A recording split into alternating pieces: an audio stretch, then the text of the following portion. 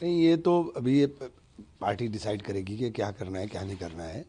सब विपक्ष के नेताओं के साथ विचार विमर्श होकर ही होगा। लेकिन राहुल जी को बोलने नहीं देते। राहुल जी से ऐसा क्या डर लगता है कि राहुल जी को आप बोलने ही नहीं देंगे? राहुल जी, नेता प्रतिपक्ष का हमेशा परंपरा रही है कि जब भी नेता प्रतिपक्ष खड़ा हो या नेता सदन खड़ा हो तो उनको इंटरवीन करने का हमेशा मौका मिलता है, हर सब्जेक्ट के ऊपर। अब स्पीकर डिसाइड करने लगे कि आप इस सब्जेक्ट पे बोलेंगे, इस सब्जेक्ट पे नहीं बोलेंगे, आप ये करेंगे, आप ये नहीं करेंगे, तो ये कौन सी तरीका हो गया? स्पीकर तो संरक्षक होता है हाउस का। स्पीकर इतना बाइस्ड हो जाएंगे कि दूसरा किताब भी लहराएगा और आप हमें किताब का अंश भी नहीं पढ़ने दोगे। तो आप इतने बाइस्ड कैसे हो सकते हो? लेकिन सवाल ये उठता है कि इन आरोपों के बीच क्या आप लोग सरकार को बेवजह बदनाम करने की कोशिश इसमें बदनाम की क्या बात हो गई? आप बताइए, आप क्यों नहीं बोलने दे रहे? क्या नेता प्रतिपक्ष को बोलने का अधिकार नहीं है? कौन से नियम के अंदर है कि आप नेता प्रतिपक्ष को नहीं बोलने देंगे? आप उनका माइक ऑफ करके रखेंगे? ये क्या, ये लोकतंत्र को खत्म कर रहे हैं क्या है ये? अपनी आलोचना क्यों नहीं सुनना चाहते? आप अजय और अमर नहीं हो गए। आप गलती, इंसान आप भी हैं ना, गलती आपसे भी होती है, तो सुनिए कि गलती की है तो उसे सुधार लीजिए। लेकिन तैयारी क्या है आप लोगों की? विपक्षी एकजुटता क्या दिखेगा विश्वास प्रस्ताव को लेकर? चूंकि टीएमसी का रुख साफ नहीं है। अभी मैं इस बारे में, मेरा चूंकि मैं उसका पार्ट नहीं हूं तो मैं ये नहीं बता सकता हूँ। हस्ताक्षर तो किए होंगे ना? देखिए, मैं उसका पार्ट नहीं हूँ, ये नहीं बता सकता, ये पार्टी तय करेगी। लेकिन जो जाहिरा तौर पे दिखाई दे रहा है वो दिखाई दे रहा है कि स्पीकर साहब का रुख बेहतर नहीं है। विपक्ष एकजुट है? विपक्ष तो एकजुट है, दिखाई नहीं दे रहा आपको? देखिए ना, आप सब विपक्षी पार्टी एक साथ ही तो कर रही हैं। किसी को आप बोलने का मौका नहीं देना चाहते और आप ये डिक्टेट करेंगे कि आप इस पे बोलेंगे, इस पे नहीं बोलेंगे। क्यों? सबसे सुरक्षित जगह संसद परिसर है, संसद भवन है। प्रधानमंत्री को सुरक्षा को खतरा महसूस हुआ।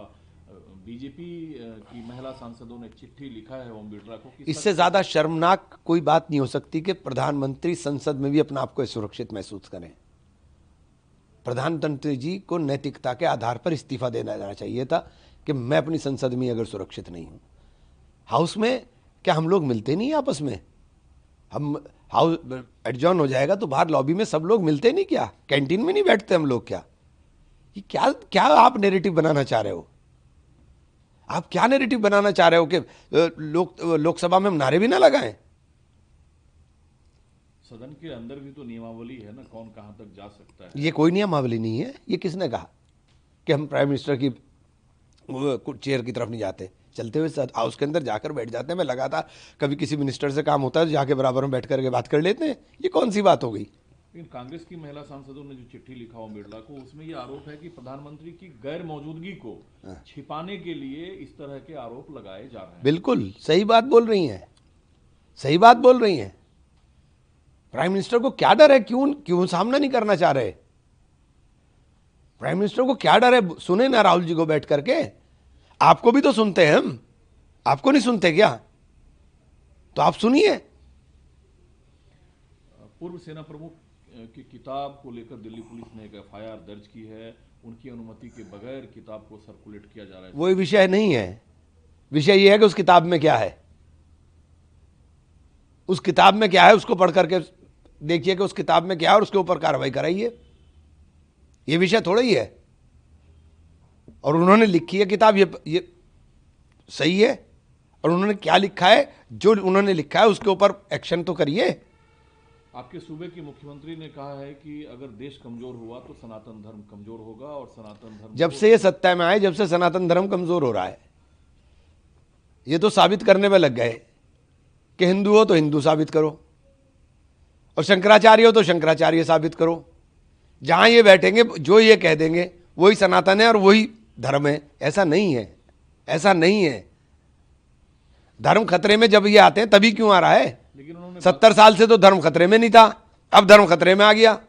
उन्होंने बांग्लादेश का हवाला दिया कि कुछ दलित नेता और दलित संगठन को छोड़कर वहां दलित हिंदुओं पर जो अत्याचार हो रहे हैं, कोई तो आपकी सरकार क्या कर रही है?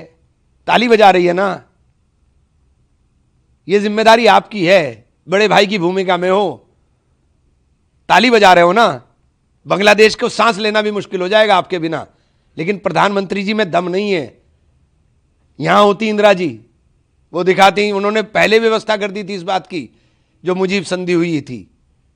उनको अंदाजा था इस बात का कि कल ये हो सकता है, उन्होंने व्यवस्था कर दी थी। आप तो उस संधि के हिसाब से भी नहीं काम कर रहे। लेकिन आपने अपने ही एक बयान में अभी कहा कि जो प्रधानमंत्री को सुरक्षा चूक लगा सदन में, तो प्रधानमंत्री को इस्तीफा दे देना चाहिए। हाँ। तो सुरक्षा को थ्रेट हुआ, आप रेजिग्नेशन। अरे आप कैसी बात कर रहे हैं? सुरक्षा की थ्रेट आपके संसद में आपको सुरक्षा की थ्रेट हो रही है, आपको अपने सांसदों से डर लग रहा है, तो देश का क्या? एक बात तो बताइए, प्रधानमंत्री का ये वो थोड़ी है कि प्रधानमंत्री अपने सांसदों से डर रहे हैं और आप ये नैरेटिव बनाने की कोशिश कर रहे हो। हम पार्लियामेंट में चुनकर आए हैं, लोगों ने चुनकर के भेजा है। आप हमसे बाद में नहीं मिलते क्या? सब लोग बाद में भी तो मिलते हैं ना। जैसे हाउस एडजन होगा, बात चाय नहीं पीते हम बैठकर साथ। उधर पाकिस्तान ने यू टर्न लिया है और भारत के साथ T20 वर्ल्ड कप खेलने पर सहमति जताई। लानत है पाकिस्तान की टीम पर भी, और इन अपने वालों को क्या कहूं मैं। बस मैं तो पाकिस्तान जैसे धूर्त मुल्क के साथ किसी तरह के संबंध रखने का पक्षधर ही नहीं हूं। नहीं खेलना चाहिए। मैं किसी भी तरह के संबंध रखने का पक्षधर नहीं हूं। मैं पहले दिन से कह रहा हूं, ये बेशर्म लोग हैं। बहनों के सिंदूर उजाड़ने वाले लोगों के साथ ये दुबई में जाके मैच खेल आए थे। इनके पास शर्म थोड़ी ही है। उसी दिन बाद मैच है और फिर खेलने से मना कर। मैं तो पहले दिन से मना कर रहा हूं, जब पुलवामा हुआ था तब से मना कर रहा हूं मैं।